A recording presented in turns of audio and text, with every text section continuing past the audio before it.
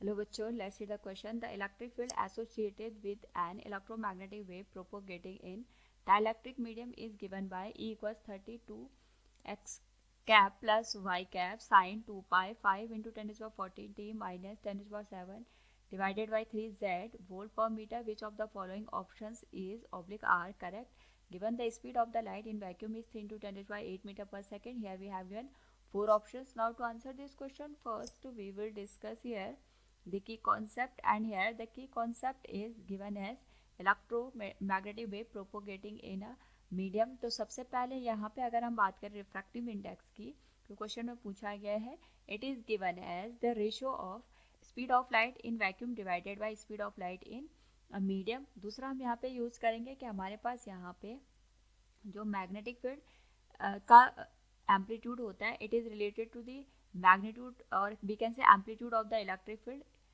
That is given as E not divided by V. V यहाँ पे speed को indicate करता है of the wave in a particular medium.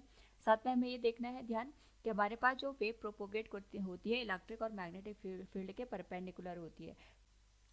Now according to the question, हमारे पास जो इलेक्ट्रिक फील्ड का एक्सप्रेशन है, अगर हम उसको ऑब्जर्व करें तो हमारे पास जनरली जो इक्वेशन बनती है E not sine omega T plus minus K into यहाँ पे हमारे पास जो वैल्यू बन रही है z के करस्पॉन्डिंग बन रही है. इसका मतलब हमारे पास जो वेव है वो हमारे पास z एक्सिस में या के कैप डायरेक्शन में यहाँ पे प्रोपोगेट हो रही है. प्रोपोगेशन की जो डायरेक्शन है क्वेश्चन के अकॉर्डिंग अगर हम देखें तो माइनस साइन है यहाँ पे z से पहले लिखा है, यानी पॉजिटिव z एक्सिस में या फिर हम कह सकते हैं पॉजिटिव के कैप में हमारे पास वेव प्रोपोगेट हो रही है.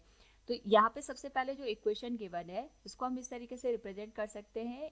Vector E will be given as 30 into sine 2 pi, ये हमारे पास वैल्यू आ गई 5 into 10 to power 14 T minus 10 to power 7 divided by 3 Z volt per metre के बराबर. और यहाँ पे क्योंकि हमारे पास 2 I cap plus Y cap भी दे रखा है तो हम इसको एक तरीके से डायरेक्शन के फॉर्म में लिख सकते हैं 2 I cap plus J cap. ये एक्स कैप और वाई कैप के केस में दे रखा है, हमने आई और जेड में इसको रिप्रेजेंट कर दिया. और डायरेक्शन को इंडिकेट करने के लिए हम यहाँ पे इसके मैग्नीट्यूड से डिवाइड कर लेते हैं. लेकिन हमारे पास क्योंकि ओरिजिनल एक्सप्रेशन में √5 नहीं है तो हम यहाँ पे इसको √5 को अलग से यहाँ पे मल्टीप्लाई कर देते हैं ताकि हमारे पास जो मेन एक्सप्रेशन है उसमें हमें कोई भी चेंजेस देखने को ना मिले. तो हम इसको लिख सकते हैं 30√5 साइन जो गिवन एक्सप्रेशन है उसके साथ हमने direction 2 I cap plus J cap divided by √5 को भी इंडिकेट कर दिया.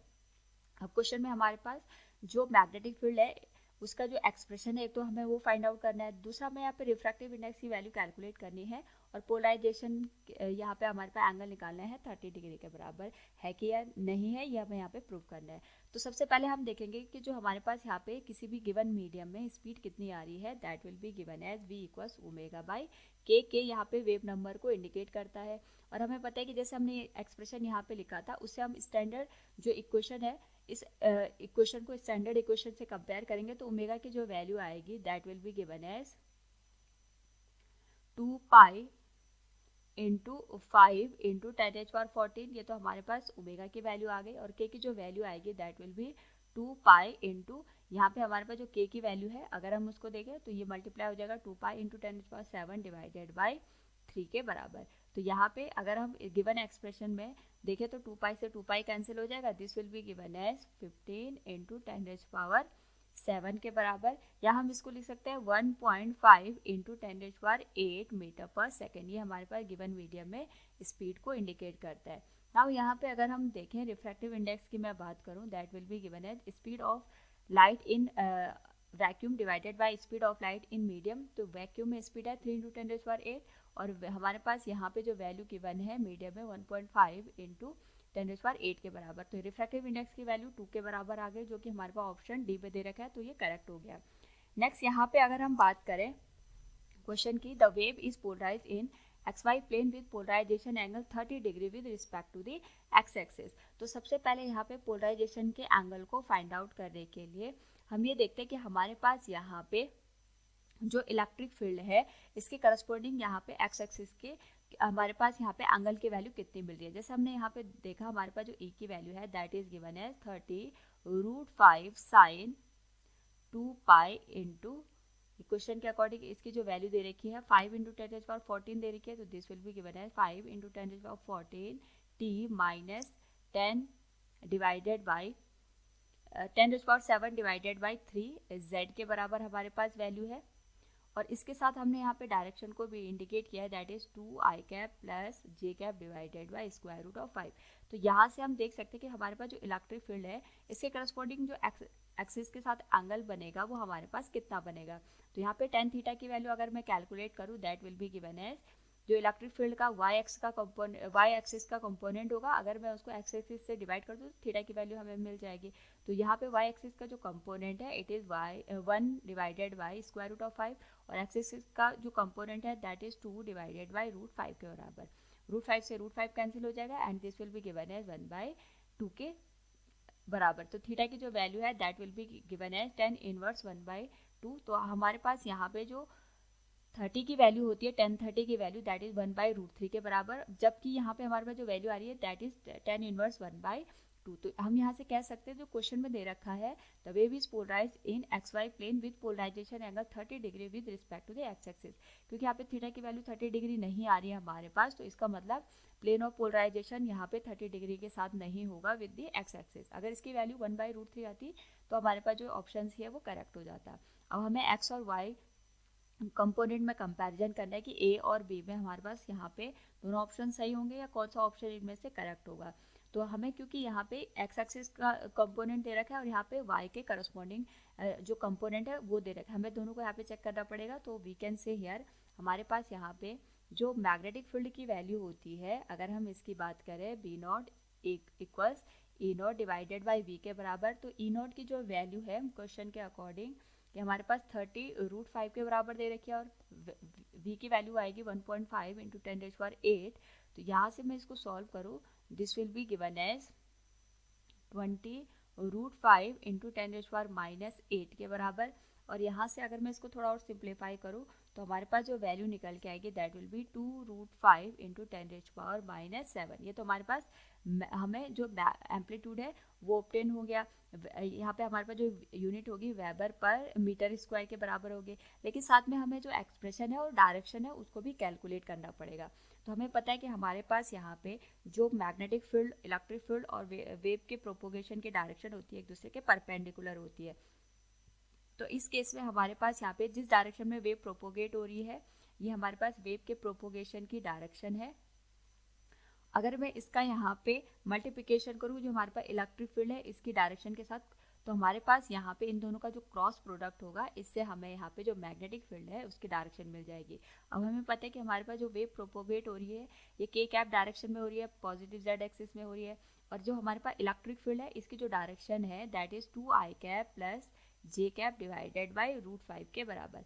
अगर हम यहाँ से इसको सॉल्व करें तो जो मैग्नेटिक फील्ड है हमारे पास इसकी जो डायरेक्शन होगी that will be given as k cross 2i cap divided by √5 और k क्रॉस i हमारे पास j कैप के बराबर होता है, तो ये आ जाएगा 2j कैप के बराबर। k क्रॉस j कैप हमारे पास यहाँ पे माइनस ऑफ i कैप के बराबर होता है, तो इन दोनों का जो मल्टीप्लिकेशन आएगा माइनस ऑफ i कैप आएगा, this will B divided by √5। तो ये हमारे पास यहाँ पे मैग्नेटिक फील्ड की जो डायरेक्शन है वो हमें मिल गई। यानी अगर मैं यहाँ पे जो मैग्नेटिक फील्ड है इसका जो एक्सप्रेशन है उसको लिखूँ तो हमारे पास वैल्यू आ जाएगी यहाँ पे जो इसका मैग्नेट एम्पलीट्यूड था दैट वाज 2√5 इंटू 10⁻⁻7। सबसे पहले तो हम इसे लिखेंगे 2√5 इंटू 10⁻⁻7 और ये मल्टीप्लाई हो जाएगा। बाकी का जो एक्सप्रेशन है ये हमारे पास सिमिलर निकल के आता है that is given as sine omega T. तो ये आ जाएगा 2 इंटू वैल्यू आ जाएगी यहाँ से हमारे पास 5 इंटू 10⁻14 के बराबर, तो ये आ जाएगा 5 into 10⁻14 T minus 10⁻7 divided by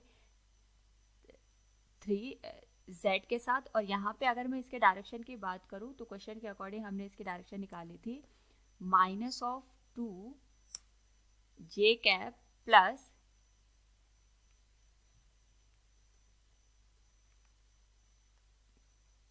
that is 2j cap minus i cap divided by square root of 5 से।